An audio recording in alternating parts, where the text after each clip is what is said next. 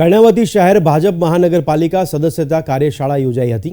Naranpura GSC bank હોલમાં ભાજપ પ્રશિક્ષણ વર્ગનું આયોજન કરવામાં આવ્યું।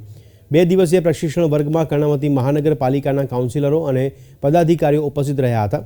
કર્ણાવતી શહેર સદસ્ય પ્રશિક્ષણ વર્ગનું ઉદ્ઘાટન મુખ્યમંત્રી ભૂપેન્દ્ર પટેલે કર્યું હતું।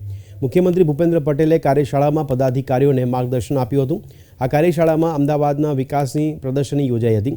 આ પ્રદર્શનીમાં metro train, BRTS, riverfront, smart school સહિતના અનેક પ્રોજેક્ટનો ઉલ્લેખ કરાયો હતો। કાર્યશાળામાં અમદાવાદના વિકાસની પ્રદર્શની યોજવામાં આવી હોય જેમાં વિવિધ પ્રકારના આકર્ષણો ઉપલબ્ધ કરાવવામાં આવ્યા હતા અને અનેક સ્કૂલ સહિતના પ્રોજેક્ટનો પણ ઉલ્લેખ કરવામાં આવ્યો હતો। પાર્ટીએ જુદા જુદા વિષયોને લઈને આગામી લોકસભામાં પણ મારું શું કામ એ વિષયને લઈને પણ એક સત્ર છે।